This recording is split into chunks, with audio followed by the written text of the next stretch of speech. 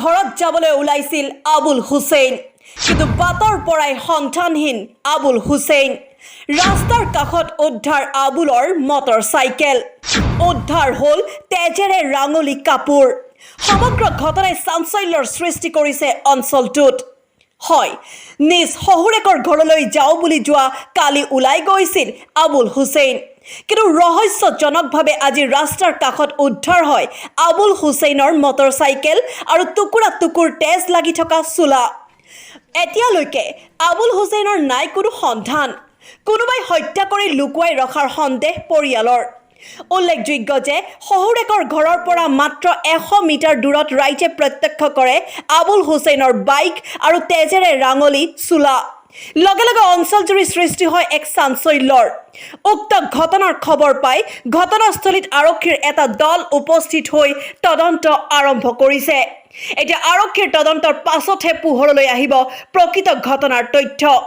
এই ঘটনাটো হৈছে মৰিগাঁও জিলাৰ মায়ঙৰ লেচেৰিবুৰি গাঁৱত আমাৰ খাটবুৰি গাঁৱৰ আবুল হুছেইন নামৰ ল'ৰা এজন ইয়াতে বিয়া পাতিছিল গটো ইয়াতে কালি সন্ধিয়াৰ পৰা ঘৰৰ পৰা ওলাই আহিছে ৰাতি 2টামান বজাত কল এটা কৰিছে তাৰ সৰু বনিৰ তাত ফোন কৰিছে যে মোক মাৰি আছে তাৰ পাছত ছোৱালীজনী বিয়া হৈছে বেলেগত বিয়া হোৱাৰ পাছত তাৰমানে ঘৰত ফোন কৰিছিল ৰিচিভ কৰা নাই ঘটনা হ'ল এতিয়া ৰাতিপুৱা আহিছে অফিচাৰ আহিছে আহি কিনে চাইছে ইয়াতে বাইকটো আৰু শাৰ্ট ফালি 4-5 টুকুৰাৰ শাৰ্ট পাইছে নৌকা দি বহুত বিচাৰিছে মানুহ নামি কেনে বিচাৰিছে এতিয়া ল'ৰাটো পোৱা নাই এতিয়া কি হয় তদন্ত অফিচাৰে আপোনালোকে কি সন্দেহ কৰিছে সন্দেহ এতিয়াতো আমি কি ক'ম এতিয়া যিটো দেখা নাই সেইটো আল্লাহে জানে সেইটো আমি এতিয়া একো ক'ব নোৱাৰোঁ যে কি ঘটনা মূলতঃ কি আৰু মূলতঃ প্ৰথমতে কওঁ আজিলৈ 4 দিন আগত এই তাৰ